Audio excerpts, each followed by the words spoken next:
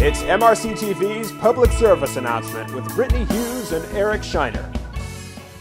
Welcome to the MRC TV podcast. I'm Eric Scheiner. I'm Brittany Hughes. Happy Wednesday again. It's a pretty one today. It's a pretty one today, but it's not so pretty in the news. It's not. I would like to start a new segment. When was the last time it was pretty in the news, to be fair? It's been a while. Get the beep ready because I'd like to start a segment called What the is wrong with people? I'm good with that. The only problem I have with a segment like that is I feel like we're going to need to extend this podcast for longer than 25 or so minutes. Seriously, what is going on? First of all, let's talk about this. Last week in New York, you did a story. We mentioned it last week that they're now all like celebrating. Lawmakers are rejoicing because you can kill a baby up until the point that it comes out of the womb. Huzzah! Infanticide.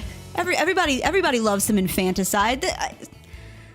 I had a whole weekend to process this, and I'm still not quite, it hasn't quite sunk in. Actually, you know what's really funny is that people that I know that say that they're pro-choice, like friends that I have, or old high school buddies on Facebook and stuff, even some family members. I almost got into it with a family member because most even pro-choice people that I know that say, like, I'm okay with abortion up to a certain point. You know, first trimester or, super early on, that kind of thing, which, again, is a whole other discussion. Like, that's no better. But, at least you're talking about really early on. They are outraged. What I think is actually kind of interesting is that New York's push for such an extreme abortion law that literally allows abortion up through the 9th month of pregnancy has even pushed some pro-choice people to the more pro-life side, saying I'm sorry, but I can't get down with all of that. And I actually think it's really interesting because it sort of reveals what pro-lifers have known about Americans for a long time, which is that we are increasingly moving more and more pro-life with accepting more and more restrictions on abortion. Yeah, no, I know a Democrat, someone that is now a former Democrat, and they actually say the Democratic Party, I didn't leave the Democratic Party left me. And they use this as an example. They said Bill Clinton, back in the time when I was a Democrat was, abortion was safe, legal, and rare. And now it's shout your abortion and you can abort up until the moment of birth. And that's just something a lot of people can get behind. But following on the footsteps of New York, Virginia delegates, in particular, Virginia delegate Kathy Tran decided she was going to go up and inform committee members about her repeal act, which, of course, basically allows abortion up to 40 weeks. And again, this is for physical or mental issues. Which is bullcrap. I would say people are under a lot of physical and mental stress when they're giving birth. But in this case, she was asked, what about when the mother is dilating? Listen to this response. Where it's obvious that a woman is about to give birth. She has physical signs that she is about to give a birth. Would that still be a point at which she could request an abortion if she was so certified? She's dilating. Mr. Chairman, that would be a decision that the doctor, the physician, and the woman would make. I understand that. I'm asking point. if your bill allows that. My bill would allow that, yes. Unbelievable. It's ridiculous. Wow. It's you know what it is? It's not ridiculous. I'm going to take that back. It's evil. We've gone from, there are some things that, universal health care, for example. There are some issues that I look at and I say that's in the realm of good idea, bad idea, right? That's in the realm of, this works and this doesn't. Wanting everyone to have health care in and of itself it's is just whether not or not a it actually horrible idea. works. Right. Whether or not you can financially do it, how much you have to tax people, whether or not it's the government's role, that's all debatable. But the idea that everyone, wouldn't it be nice if everyone had health insurance? Of course. And that's those kinds of issues, those are based on math. Those are based on, your math adds up, my math doesn't. Again, good idea, bad idea. But then there are other issues like this one that to me are very black and white, good versus evil. This is no longer about your opinion. This is no longer about whether or not something really adds up or something makes sense. No, this is about, it's flat out evil to advocate for abortion of a fully developed infant up until the moment that it is born. You're talking about a baby with a developed nervous system. You're talking about a baby that has been unique from day one. But, this is no longer something that kind of looks like a sea monkey. We're talking about a full-on baby at this point. And again, I think that it's this radical nature that is starting to make even people on the left start to realize, okay, this is no longer, like you said, this is no longer safe, legal, and rare. This is no longer something that we look at as a tragic circumstance that a woman might find herself in, whether she is young and alone and terrified, or she, just got a bad diagnosis or something like that. No. This is abortion on demand for any reason up through the third trimester, and it's evil. 40 weeks. It removes ultrasound requirements. It removes the 24-hour waiting period. Safety requirements on clinics, gone. And we've seen that. We've seen how women have suffered in situations like that when these kinds of regulations are repealed.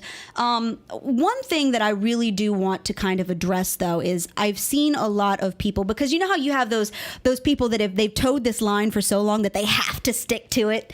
Those people that they've been pro-choice. Pink buildings and scream and celebrate when these things well, exactly pass, people that stomp around in the streets with stand by Planned Parenthood t-shirts, and they wear their stupid pink knitted hats and all that. But you have these people that are they're so in the trenches for this issue that they have to defend it no matter what. And one thing that I keep seeing over and over again, especially from some people on social media that are a little more extreme, is, well, this is only for the situation of a fetal anomaly or the physical health of the mother. That's not true. That's simply not true. That's not a matter of opinion. That's not a matter of, no, I don't think so. That is simply untrue. First of all, this does not restrict late-term abortions to cases where the baby has been diagnosed with a medical condition that it is not going to survive. First of all, that only comprises about 0.5% of all abortions anyway, so we're talking about an extreme subset there. But this also has nothing to do with the physical health of the mother, and that's very easy to recognize because in the third trimester, you've passed the point of viability. Okay, you can take a baby early via C-section. So even if there were a condition where the mother's life is in danger, let's say that she's diagnosed with cancer and they want to start chemo right away or something like that, right? The death of the child is no longer necessary. You just do an early C-section. So you cannot make the argument that abortion is necessary to save the physical life of the mother.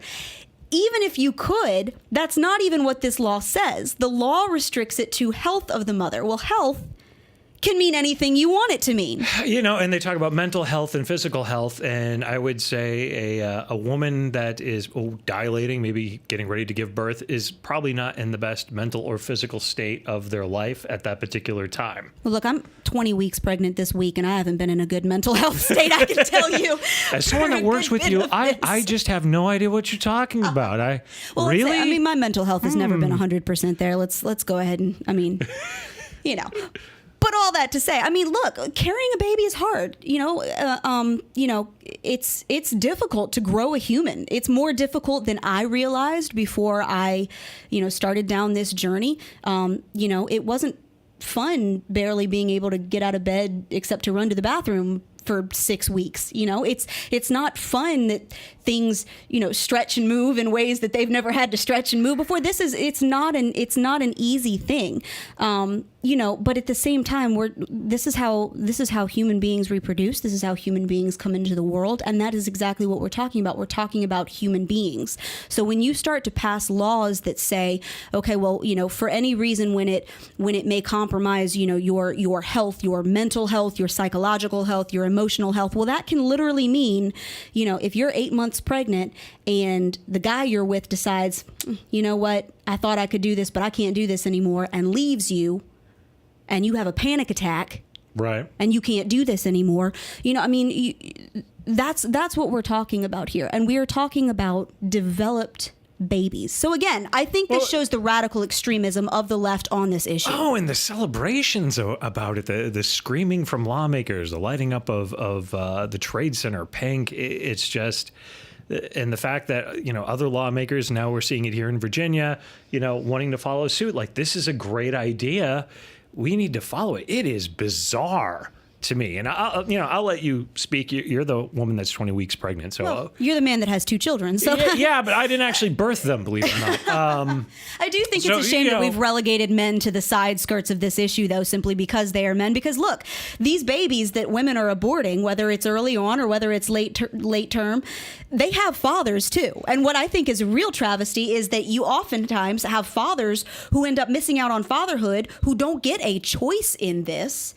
And, and those opinions should be heard, in my opinion, because, I mean, you're 50% You're partially of it. responsible. You are partially responsible. I can tell you, this doesn't happen on your own. I can tell you that for sure. Now, you mentioned, the funny thing is, you mentioned the mental health, and when Delegate Tran was asked about that, how would the physician decide something about the mental health of somebody? She didn't really have an answer. She didn't have her experts available.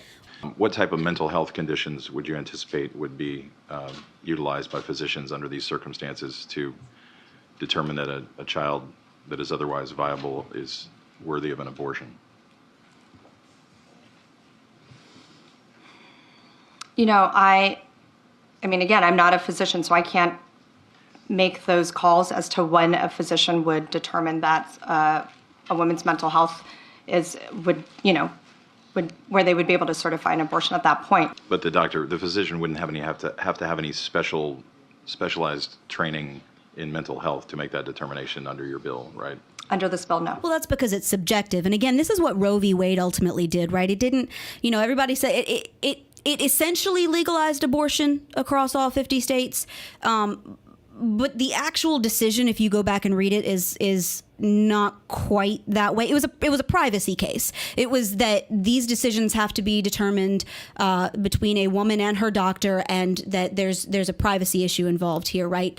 So essentially, that's kind of the spin that they put on this is, well, what determines mental health? That's why they write these laws so vague. That's why you can't come out and factually say, oh, well, this only applies to physical health situations or fetal anomalies. No, it doesn't. It's written in such a way that it allows for a broad interpretation of the word health, because the whole point that they're trying to make is, well, this is between a woman, her doctor, and what they decide and that this is means. the party that, people need safe spaces to deal with MAGA hats. And smirks. Apparently, assault smirks. You see a MAGA hat. Oh, for my mental health, I need a safe space. Please protect me. I need it.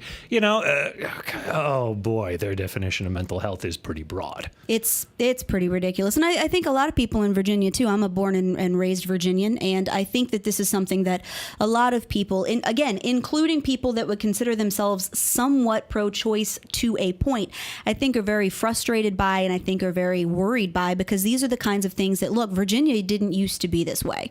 It's kind of like Texas. I know Texas is really worried because you've got a lot of people from California fleeing California because everything sucks so bad there, and they come to Texas. Virginia's kind of going through the same thing. Yeah, pretty much. If you go south of Fredericksburg, people have a very different political opinion in Virginia. It's completely different. I mean, Virginia's practically 2 states, depending on which side of 95 you're on. If you go far enough north, it's like a completely different thing. And we had a radical far-left governor in Terry McAuliffe. We've got a radical far-left governor in Northam. And I think people are starting to get really, really worried now where this is going. Because, again, you're not talking about just an abortion law. You're talking about a radical, extreme one. And I also think, too, that this issue is becoming more and more polarized and is going to end up reaching kind of a breaking point. And we're going to see this issue come back up through the courts and end up in the Supreme Court, probably in more way than one. Because on the one hand, you have states pushing this extreme third trimester abortion, permissiveness. And then on the other hand, you have a lot of bills going through a lot of other states that are restricting abortion to when the heartbeat is found. Well, you can find the heartbeat at 6 weeks, which is well before some women even know that they're pregnant. Many doctors won't even see you until you're about 8 weeks because of the rate of miscarriage before that. So you've got a lot of states pushing on the one hand, a lot of states pushing on the other hand. And I think you're going to see this come to a head, and it's going to be interesting. What's amazing to me, though, is the way when they present these bills, how really unapologetic they are. And I'm going to take that as the segue to talk about somebody who issued an apology that maybe he shouldn't have. You did an interesting story this week, and this would follow the nature of the beginning of the topic of this show of what the hell is wrong with people here? Tom Brokaw, not exactly the most popular journalist known to members of the MRC, I would say, on the whole. I wish I could do a good Tom Brokaw impression. I don't have a good Tom Brokaw impression. You know where he sort of talks like he's kind of like the Sean Connery of news. I haven't tried. I haven't tried. I wouldn't want to try it out on the air. You remember though when he used to like report the news and he just reported the news? It's been not with Brokaw, not particularly. It's been a hot minute. But look, and this makes my heart sad because you're actually going to make me kind of defend Tom Brokaw here. So here's what happened. On Sunday's Meet the Press, Brokaw actually he said some things that were complete bullcrap, and then he said some things that weren't. And what's interesting is the part that he ended up apologized for. It's exactly, and the guy's, 78 now, I believe. So, look, they had him on the show. And he started out, they were talking about immigration, of course, and he actually made the comment that a lot of his Republican friends, actually, we could probably just play the clip. But the fact is, on the Republican side, a lot of people see the rise of an extraordinary, important new constituency in American politics, Hispanics, who will come here and all be Democrats. Also, I hear when I push people a little harder, I don't know whether I want brown grandbabies. I mean, that's also a part of it. It's the intermarriage that is going on and the cultures that are conflicting with each other. I also happen to believe that the Hispanics should work harder at assimilation. That's one of the things I've been saying for a long time.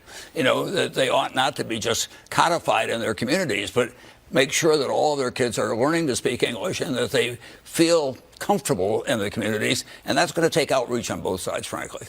So you see, obviously, in the beginning, he's like, yeah, all my Republican friends are just a bunch of racists and they don't want brown grandbabies or That's what he hears from his GOP friends. Which is, I question what kind of GOP friends he has, because I've got a lot of them and none of them are like that. So maybe it's his friends and his choice in friends that are the question here. But of course he lobs that accusation at Republicans, and they're all just a bunch of racists who are afraid of immigrants because it's going to change the color of their grandkids' skin. But then he actually makes the plausible point that, okay, I also think that Hispanic Americans should do a better job of assimilating. If you're going to come here to be an American. Learn the language, teach it to your kids, assimilate into the culture that you have chosen to enter into, right? Nobody forced you to come here.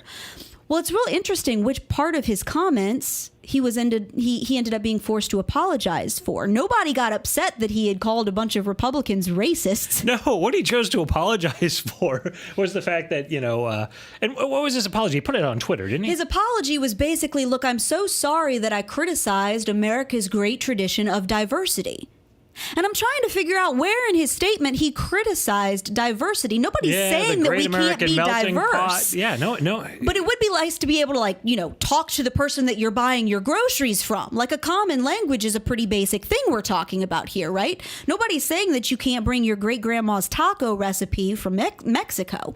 We're just saying that, maybe don't hole up in an immigrant community where you kind of just build a community based on the same things that you came from. You don't assimilate into American culture. You don't teach your children how to be Americans. You don't teach them the language. And look, he made a good point that's backed up by data. Okay, we have a record almost 67 million people in this country who speak a foreign language at home. Okay, now that doesn't mean that they don't speak any English, but their base language that they speak at home is another language. The vast majority, about 2/3 of that, is Spanish. And we're starting to see when these kids end up going to school, the education system are the ones that have to teach them English. Well, that puts a great English is a second language teachers. Has become very costly for American educators. A huge, huge thing. So again, I don't think he said anything. This is something that would not have been considered radical before. You hear stories upon stories of people whose grandparents came over from other countries and literally refused to let them speak anything but English because they wanted so bad to assimilate into America.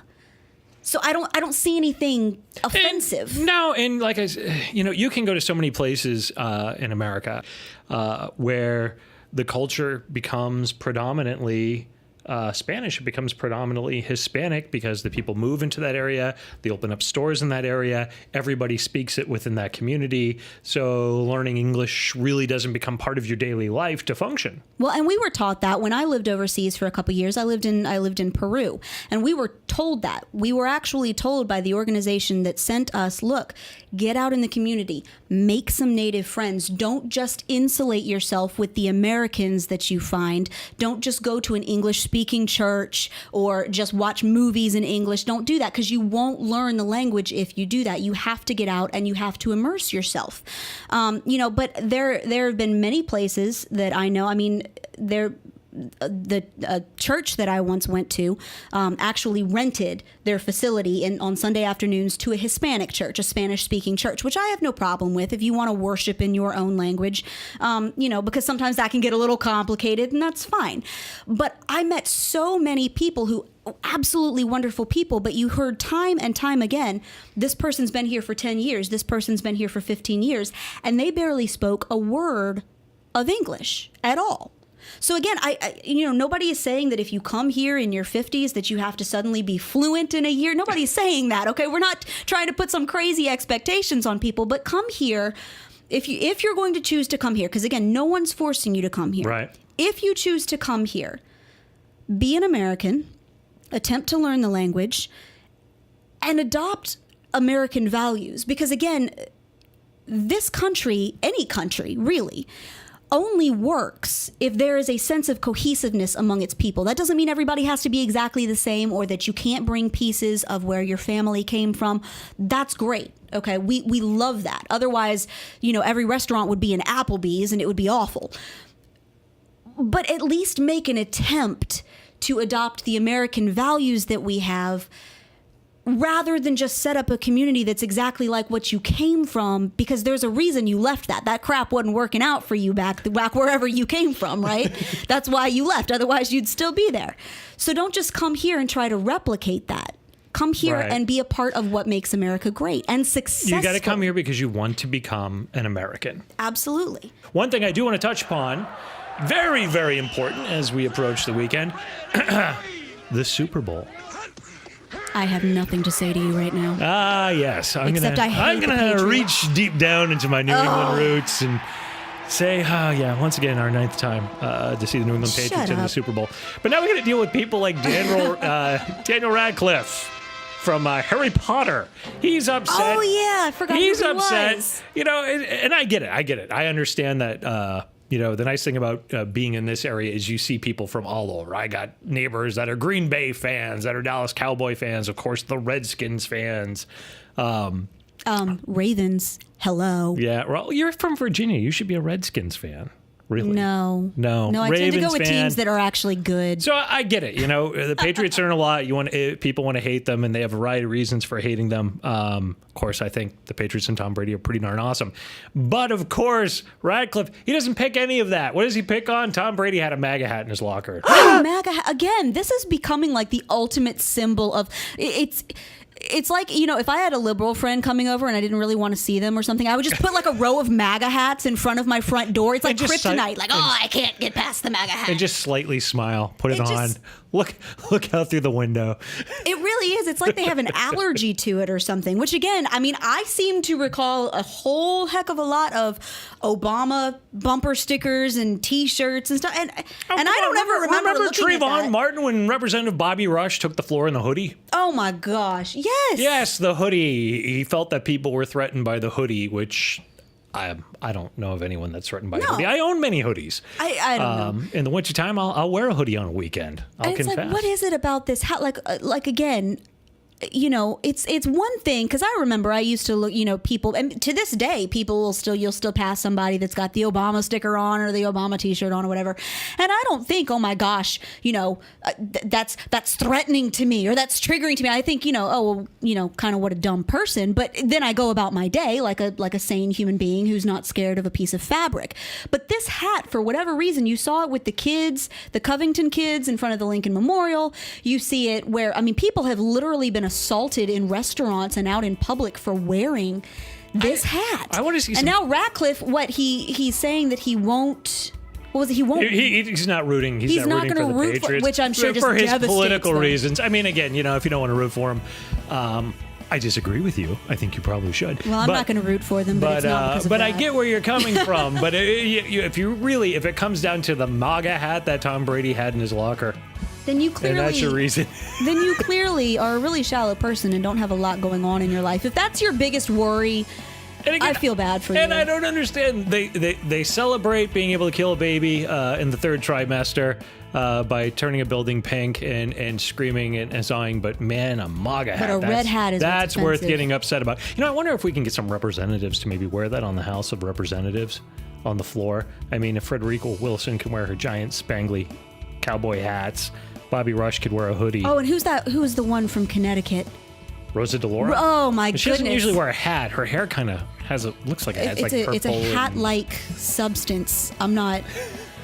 I remember the first time I ever saw her in person, and I literally followed her down several hallways just trying to figure out what the heck was going on with her. I didn't even know who she was. But she looked like the Riddler out of Batman, is what she looked. And Yeah. No, she usually has like the matching hair. It was really bad. And pantsuit, the purple outfit. It was pretty bad. All right. Well, we are out of time. Thank you for joining us on this edition of the MRC TV podcast. We'll see you again next week. Until then, I'm Eric Scheiner. I'm Brittany Hughes. We'll see you guys next time.